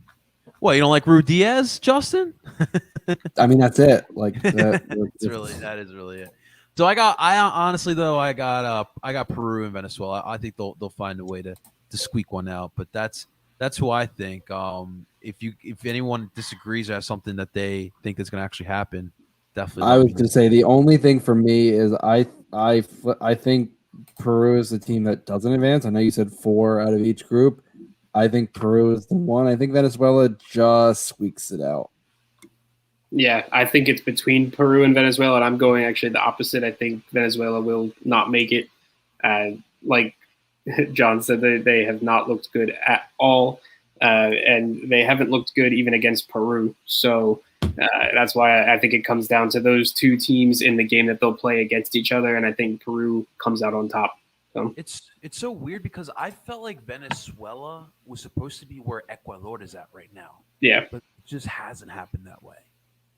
Yep. Zach, do you see the same happening as well here?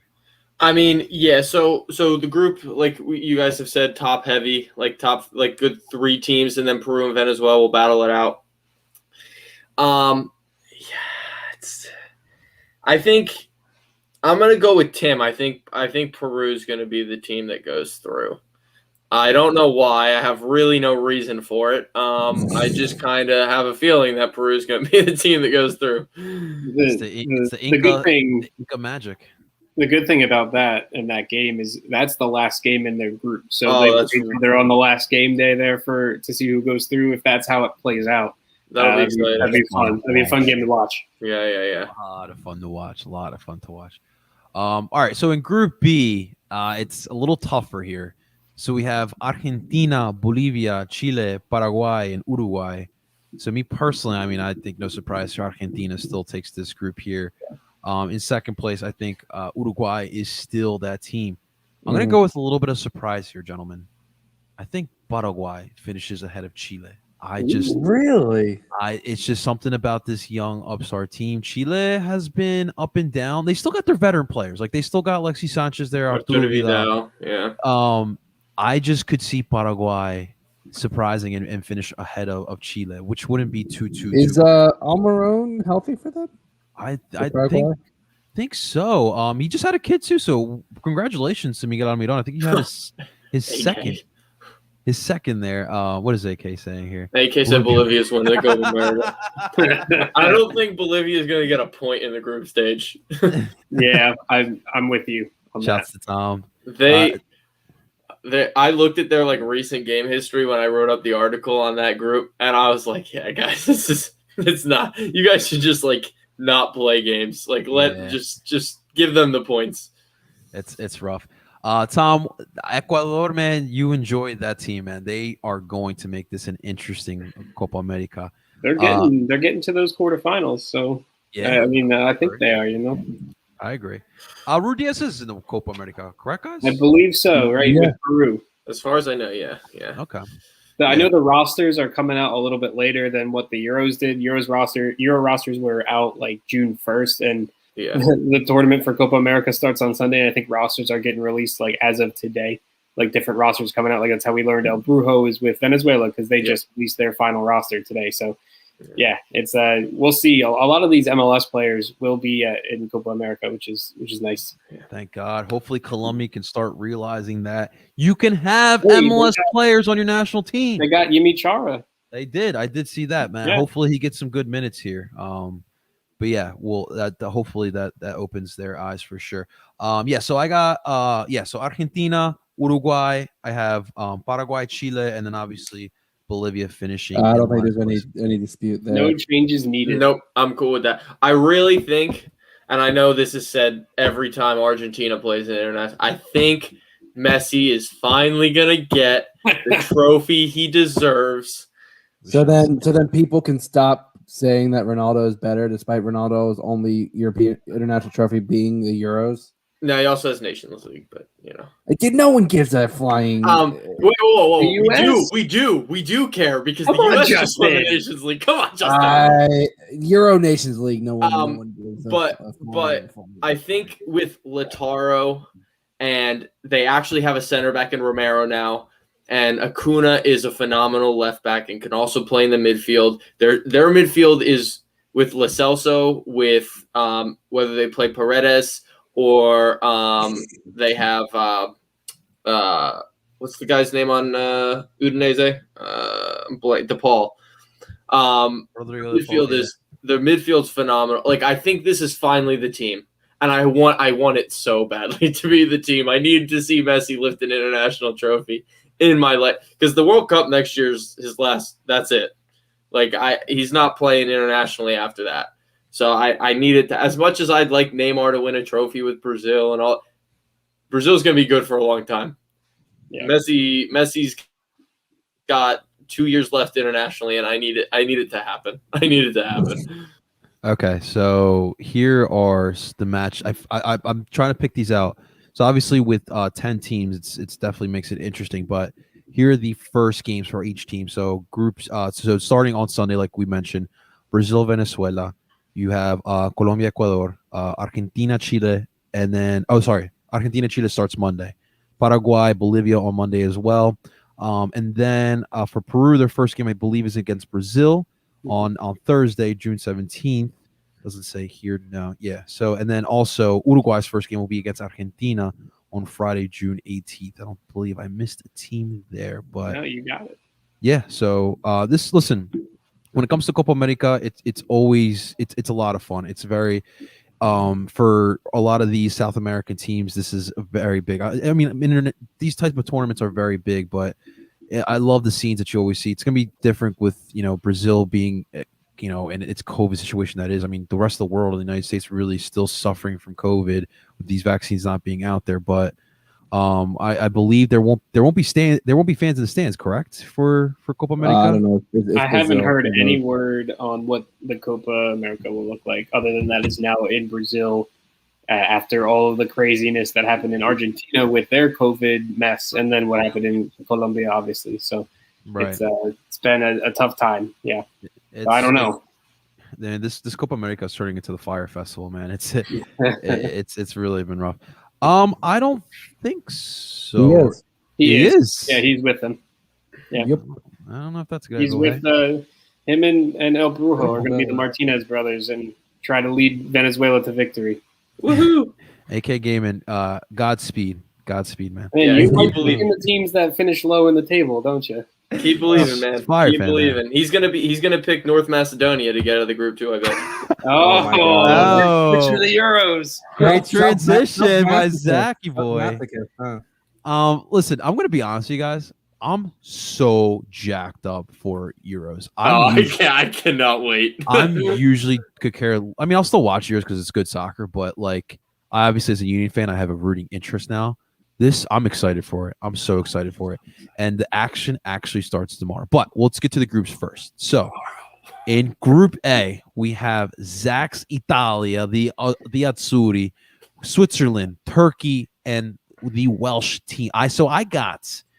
So it's interesting because obviously I believe Italy's going to win this group. I don't have any doubts that they will win this group. Second place is really interesting to me.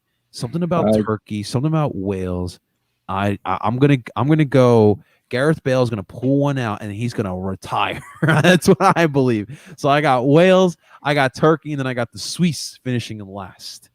Let me know what you guys think. I could see that. Wales was definitely going to be my. I have Turkey finishing above Wales, and I think they're a dark horse to Yeah, to I go could see far them. in this tournament. I could see them winning I could definitely see them drawing tomorrow against Italy and then being in first on goal difference. For the rest of the game, Switzerland's going to be last for me as well.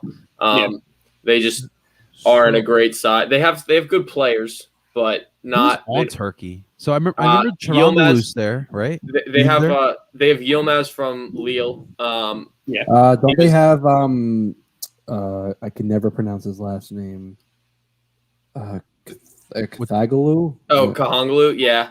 In Milan. Yeah. Yeah. Charandalu. Am I messing it up? Is he on the? I think he should be. They also have Yazici from Ligue 1 as well. What about where is this? The Leicester center back. Oh, Sionchu. Yeah. Isn't he Turkish?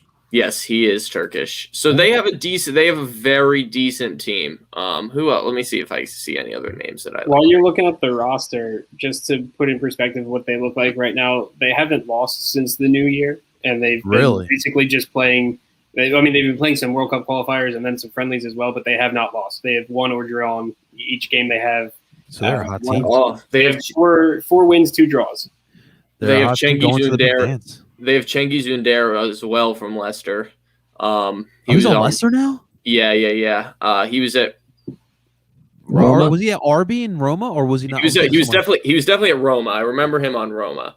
But yeah, he's on Leicester now. So their team, they have a good team. They have a very good team. Yeah, it's definitely solid. I wouldn't be surprised if they make a run as a dark horse team.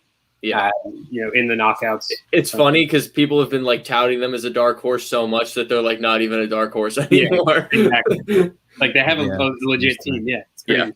Yeah. Very interesting.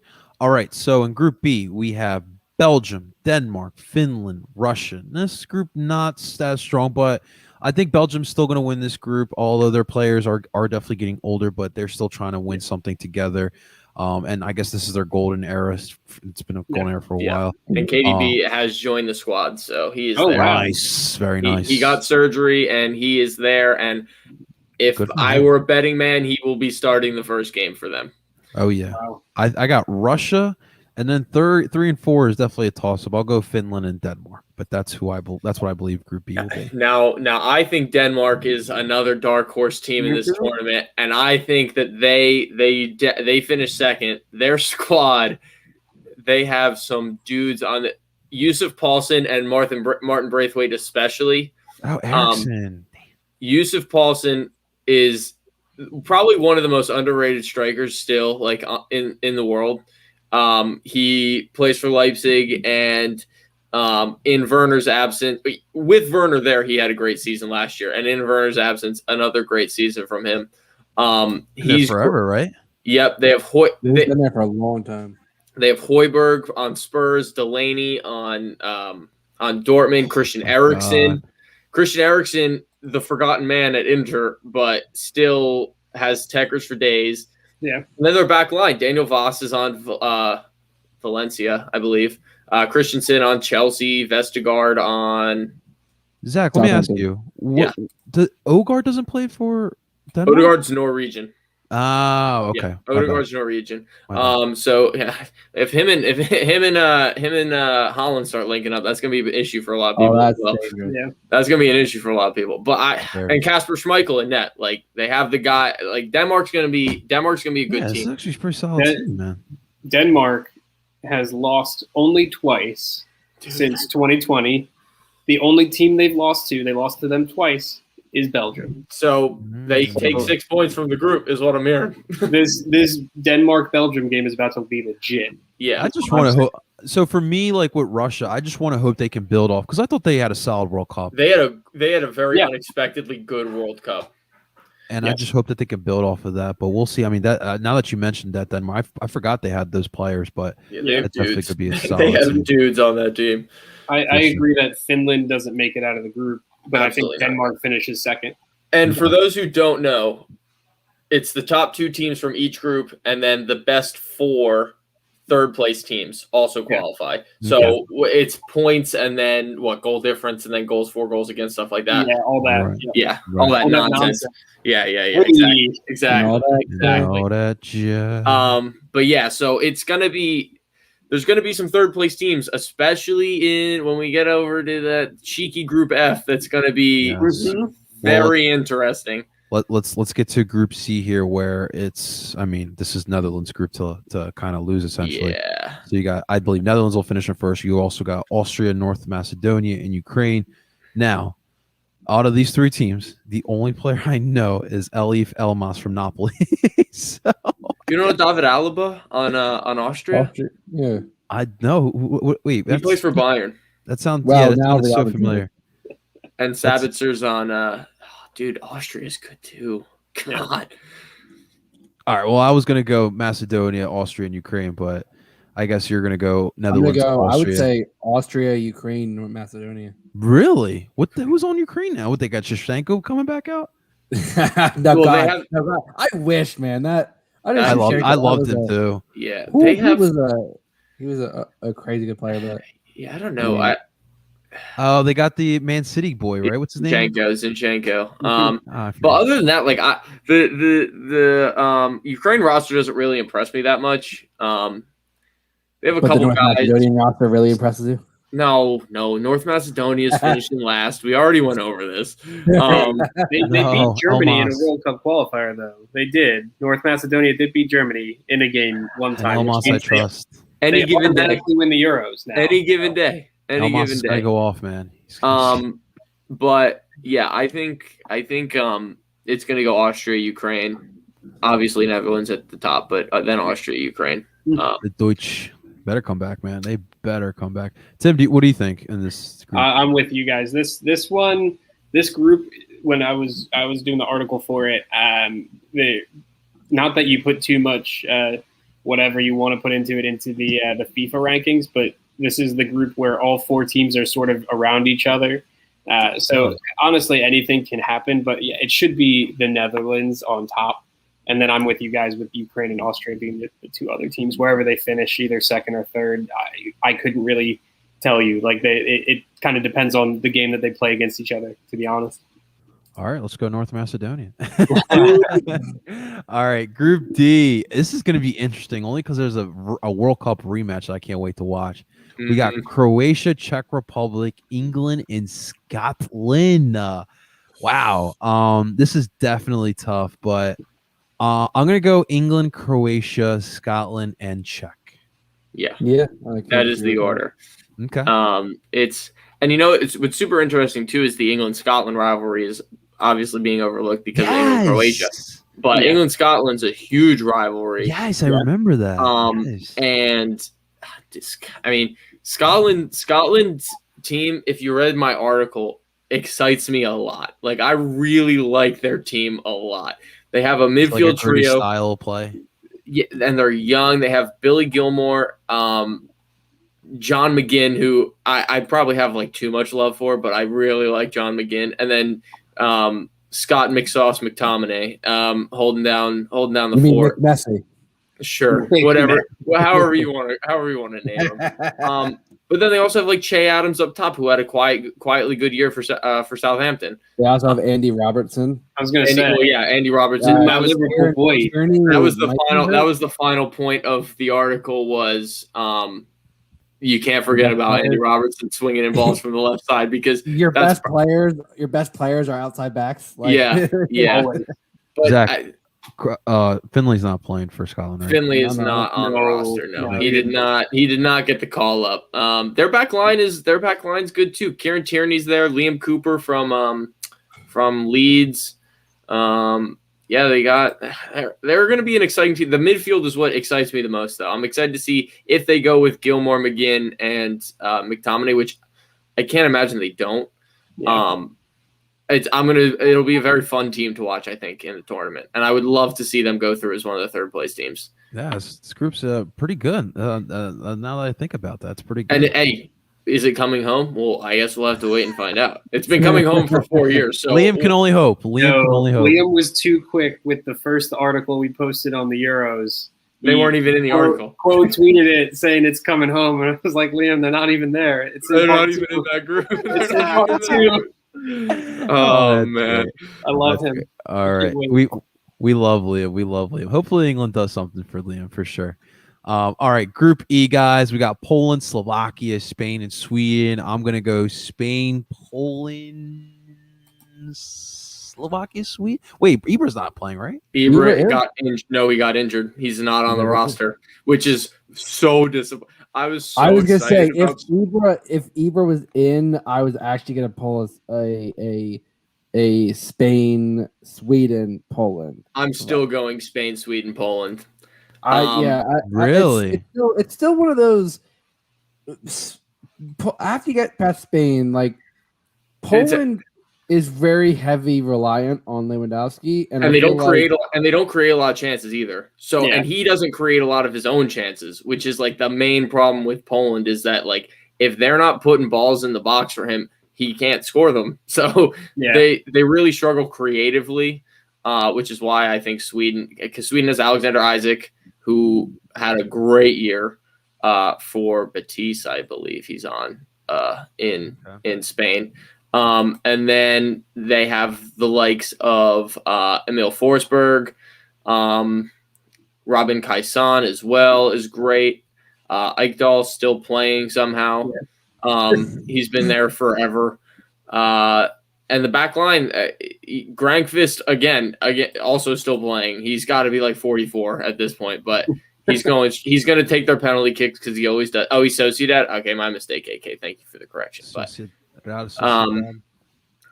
yeah, dude. I think Sweden's gonna be a good team. I'm so sad Eber's not there, but I think Sweden's gonna be a good team. Yeah. All right, and that leaves us with the final group, the group of death, and the group that all Union fans will keep their eye on. We got France, Germany, Hungary, and Portugal. Of course, I'm going to pick Hungary. No, I'm just kidding. I really wish Daniel Gazda You could imagine? enjoy That'd be- some Euros and It's going so far. sad that they're in that group. It's I so guess- sad that they're in that group. Yeah, I guess I'll ask you because Craze wants to know as well. Does Gazdak start for Hungary? So, Yeah. so he does not. I've been kind of keeping track on their friendlies ahead of Thank you. Milliken, the Euros. He hasn't even been in the 18 in those friendlies. So I would be surprised if Gazdag actually features. Unfortunately, I don't think it's going to happen. But we'll see. I mean, for some reason, Nemanja Nikolic is on their bench, which, if you remember him from Chicago Fire. Where is he? I don't remember where he is now, but I know AK Gaming will know. Yeah, I mean, AK Gaming, where's Nikolic? the main issue is Soboslai really for Gazdag because Soboslai Yeah. is phenomenal. Yeah. Where He does he play? He plays for Leipzig. He was hurt. He was hurt a lot. of the Screw season. Red Bull. He currently plays for Nemetsijidi Benyagas. Hungary League. Got it. Yeah. I was gonna say, Hungarian. Zach, don't strain yourself trying to pronounce the team name. All right, Yeah, well, you it's know what? I don't very care. hard. I'm all in on Hungary. I'm all in on Hungary. Yeah, I mean, I would love to see him make the 18 and then somehow feature against one of the three other teams. I mean, if Soboslai gets hurt or they in the last game, it really doesn't matter for them. Yeah. Maybe they play him because just to get young guys some. I mean, he's the player of the year in their nation. So if they are out, which we probably expect all them expect to be out by the third match. Which who do they play in their third match? I don't even remember who they play. I'm trying to figure that out real quick. They play Germany in that third match, so Germany. you know that would be pretty cool if he got in against Germany. Well, all right. So realistically, I do believe that I think France will win this group. Yes, France will win everything. I got Portugal in second. I got Germany in third, and then I got obviously Hungary in last. Unfortunately for us Union fans here, but it is okay. I would have France, Germany, Portugal, France's second team, and then Hungary. Yeah, and honestly, I would have France's first team, France's second team, then Germany, then Portugal. I also have Germany, then Portugal. I think with Yogi Love's last tournament in charge, and them getting a little older, but also having a lot of youth as well, I think they're gonna be that German machine that we've seen in the past for Yogi Love. And I think the big thing with Portugal is they have unbelievable individual talent, but they haven't been playing well collectively in important games. So it'll be very interesting to see how CR7 does, because they have a whole lot of talent around them. That midfield is insane. Yao Feliz is there, right? Yep. You got Diogo Jota as well, who I'm excited to watch because he's had Bruno a phenomenal. Fernandes. Yep. Oh yeah. Renato Sanchez as well. Oh, just won man. Liga. That's a blast from the past. If you're Wonder Boy. Well, I have the article pulled up. They also, I mean, their back line's fantastic. Ruben Diaz and João Cancelo just won the Prem. You have Rafael Guerrero on the left, and Jose Font, who just won Liga as well. I was gonna say, but Zach, the real star, Pepe. Come on, Pepe. Wait, did Lille win League One? Pepe Lille and won Jose Font Lille were won the- Liga, were the- yeah. Talk about Were the good business. starting center back pair for the last friendly that I watched, and I looked at that and I went, like, I knew Font started his international career a little later than that, but I'm like, wow, Pepe's still playing. I'm like, where's the red card? Where's the red card? If you have Pepe next to Ruben Diaz, it's gonna be a long day for defenders, or for attackers. I mean, you mean it because Ruben Diaz is going to have to play by himself because yeah, red card early absolutely, on. absolutely. But then, yeah, the midfield, like we talked about, Ruben Neves is also there from Wolves. John Moutinho, William Carvalho. And then up top you have Rafa, Pedro Goncalves from Sporting, Goncalo Guedes.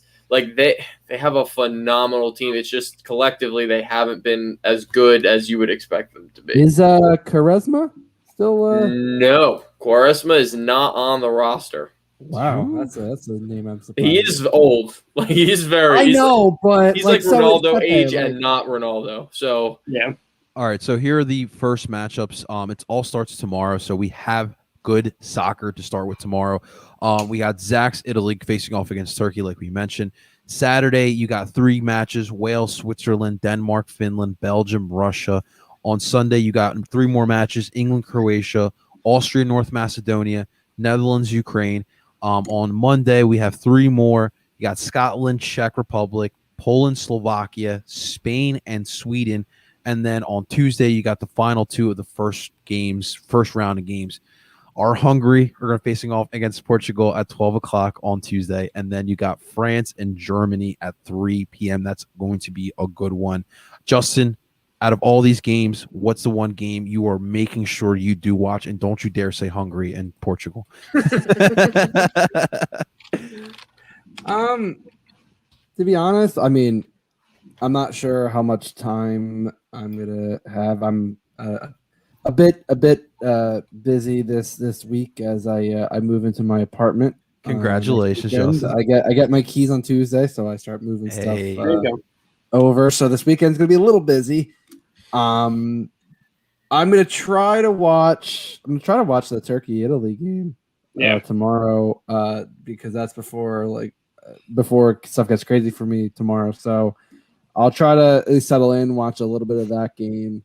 And who knows? I know Saturday I'm going to be kind of all over the place, so I might catch a game. But if you can make the time for one, what's the one that you tell people you need to watch this weekend? I think the Turkey Italy game actually is really? interesting because like I was actually talking to this with my dad about Italy, and he said, oh, you know, he said, oh, they didn't make the last World Cup. I said, yeah. I said, but they have all this young talent like the U.S. I said, where it's like they still have those veterans, but they have this young talent that like is ready to show it like their potential.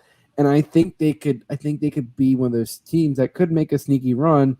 And Turkey, everyone keeps talking about Turkey. Like they've been slowly flying under the radar. And then the last couple years, it's been like, they've been that team that if they could get some more talent, they'd be a bit of a contender. And they've been slowly getting some quality talent.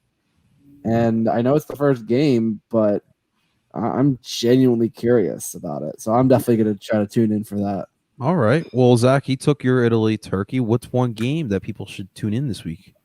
First, I'm going to answer AK's question. I know Wembley is not 100% capacity, so not all the games will be. I'm pretty sure some stadiums will be full capacity, though. Yeah. Now, for the game that I'm most excited for, it's got to be Austria, North Macedonia. It's got no. England, Croatia is my game to watch Sunday, 9 a.m. I believe all these games are ESPN. Is that correct? Yeah. All right. So this is all ESPN. Copa America is all Fox. Yep. All right. So 9, 12, and 3 every day.